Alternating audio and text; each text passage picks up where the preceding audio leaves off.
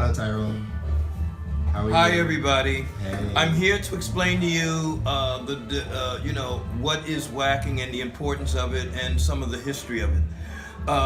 To talk about whacking, we first have to talk about the music. Music is key. Music is key because dance is created from music. Music is not created from dance.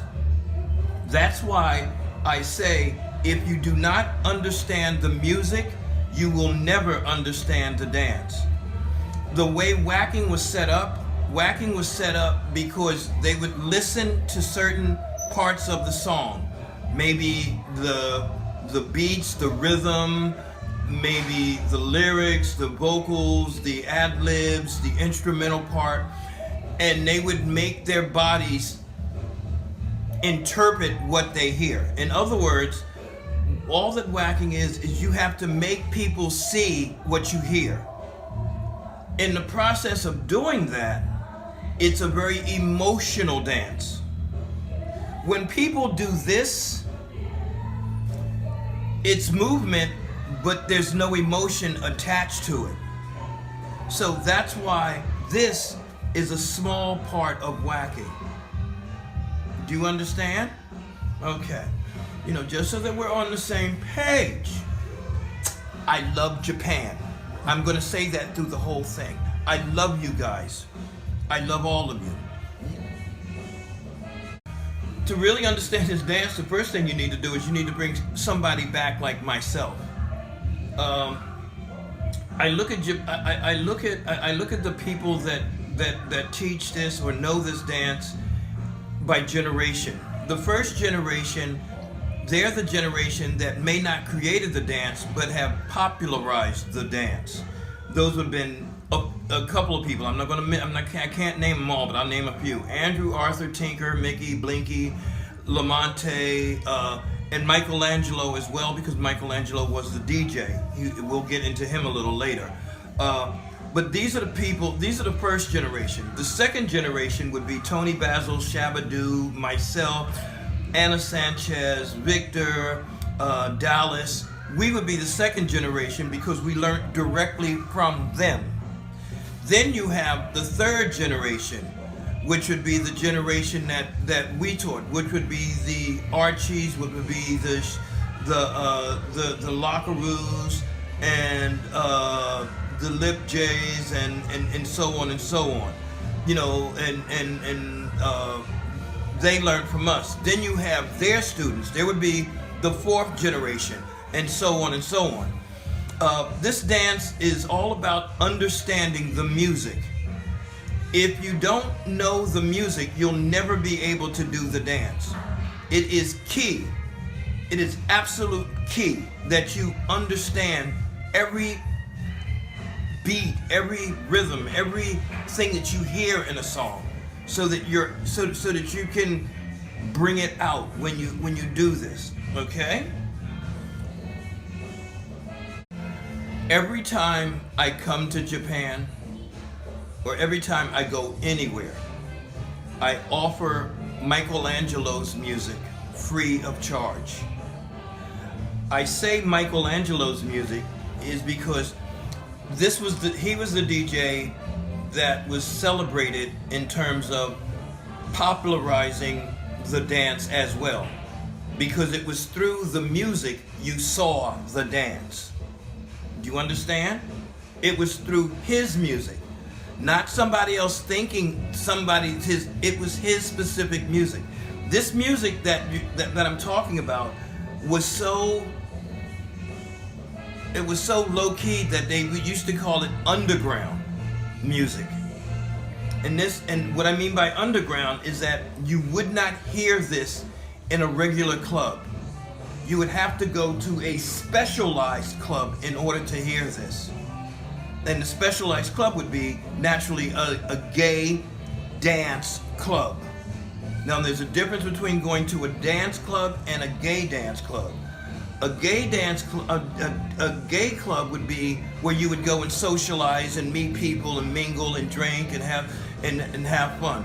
A dance club would be you would be in the club specifically to dance. Do You understand? And the two dances that they did back then were either whacking / punking or the hustle. And the wear that they would wear tight shirts. Tinker would wear this up so that they could show their bodies. The girls would always come dressed. They wouldn't look like truck driver lesbians. They would come looking like a woman. You know what I'm saying? Pretty. So that when they did move, the fluidity of the way they moved, it matched what they looked like. Because again, it's all about visual. Whacking is all visual. It's all visual. It's all visual. Now, to make my, to give you some points for the younger ones.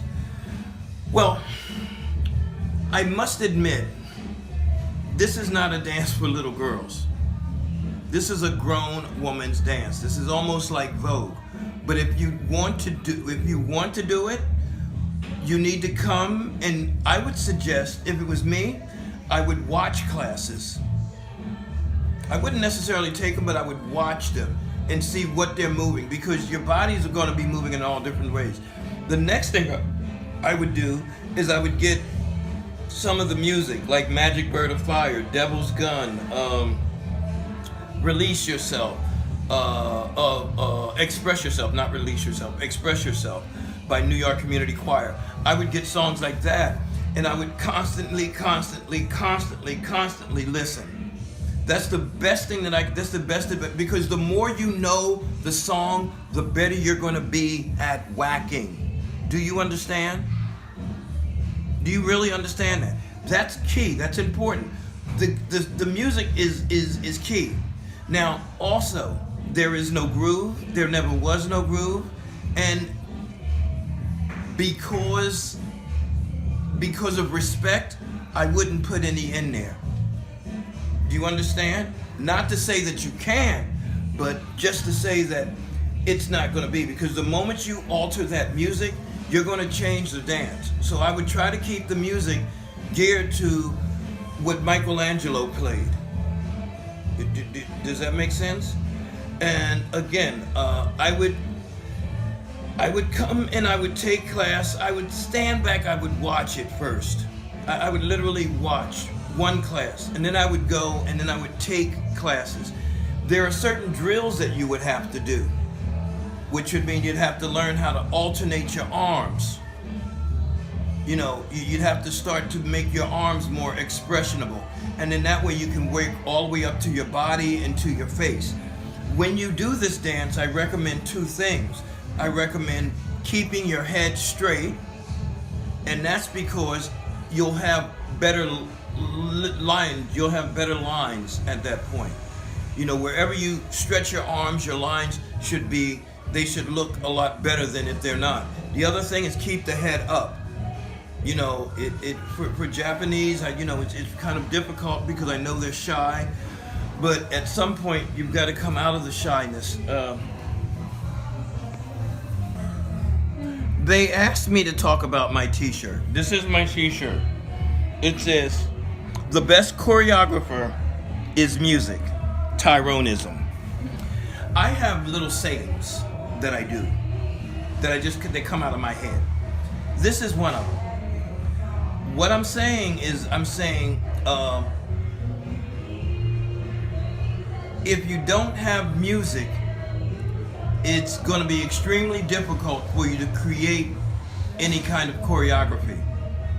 So the best choreography is the music, because you can take whatever is in that music and you can choreograph it. So that's the best there is. Now on the back of my shirt, this goes out to the teachers. Very, very important.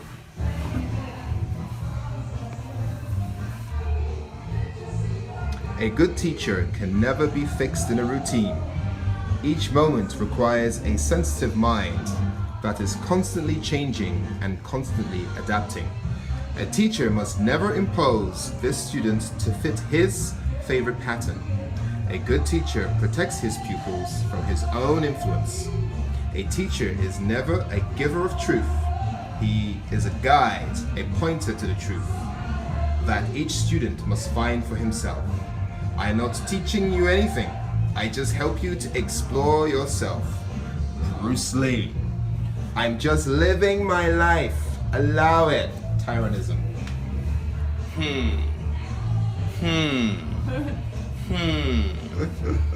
Now, with that being said,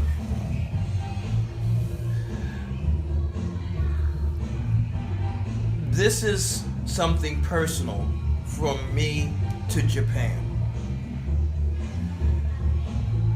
Japan is sugoi special for me because it was the first place where everybody extended their welcome.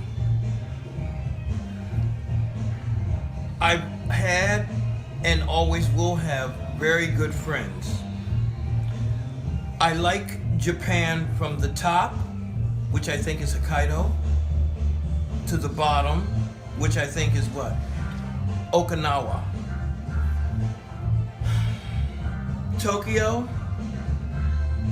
you mean so much to me. Nagoya, Nagasaki, all of the places are so very, very important.